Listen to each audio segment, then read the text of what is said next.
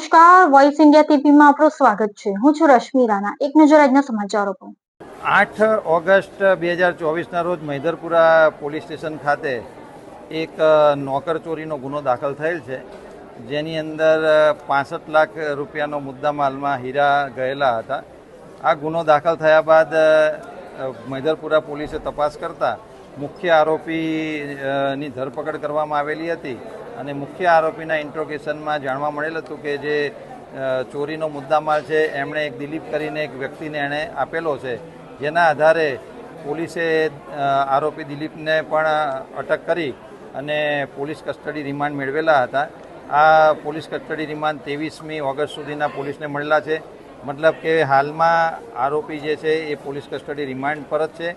આ દરમિયાન એના કુટુંબિકમાં દિલીપના વાઇફ, દિલીપના ભાભી એટલે એના ભાઈના વાઇફ, દિલીપના મધર, આ ત્રણેય જણાએ એમનું જે રેસિડેન્સ રાંદેર વિસ્તારમાં આવેલું છે ત્યાં કંઈ દવા પીધેલી હતી અને દિલીપના જે ભાભી છે જે મૈદરપુરા પોલીસ સ્ટેશન ખાતે જે તે વખતે નીચે હાજર હોય એ દરમિયાન દિલીપના ભાઈએ આવીને પોલીસને જાણ કરેલી હતી કે મારી વાઈફે દવા પીધેલી છે। તો પોલીસને જ્યારે આ વસ્તુ ધ્યાનમાં આવતા પોલીસે તાત્કાલિક એઓને અહીંયા સ્મીમેર હોસ્પિટલ ખાતે સારવાર અર્થે લઈ આવ્યા।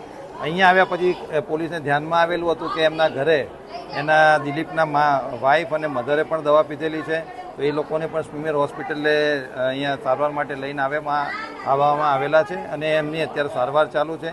પોલીસ અત્યારે હાલમાં એમને ઉત્તમમાં ઉત્તમ સારવાર મળી રહે તે માટે પ્રયત્ન કરે છે। આની અંદર જ્યારે મુખ્ય આરોપીની ધરપકડ કરવામાં આવેલી એ વખતે તપાસમાં દિલીપનું નામ ઓપન થયેલું હતું, એટલે એની અટક થતાં પહેલાં જ્યારે એના દિલીપના ફાધરને ધ્યાનમાં આવેલું હતું કે આમાં દિલીપે મુદ્દામાં લીધો છે એટલે દિલીપની પણ ધરપકડ થશે, એટલે એણે પોલીસને તપાસ વખતે એવું કહેલું હતું કે જો તમે મારા દીકરાની ધરપકડ કરશો તો કે હું આત્મહત્યા કરીશ, જેની પોલીસે જે તે વખતે ઓફિશિયલ સ્ટેશન ડાયરીમાં નોંધ કરીને નોંધ રાખેલ હતી અને એ દરમિયાન આ બનાવ બનેલો છે। હવે એ અત્યારે તો એ અમારી પ્રાયોરિટી નથી, અત્યારે અમારે તો આ લોકોને ઉત્તમ સારવાર મળી રહે એ છે, પરંતુ રીઝન હોઈ શકે કે કદાચ એમનો દીકરોની અટક થઈ હોય તો સામાજિક રીઝન પણ હોઈ શકે, પરંતુ એ તપાસનો વિષય છે।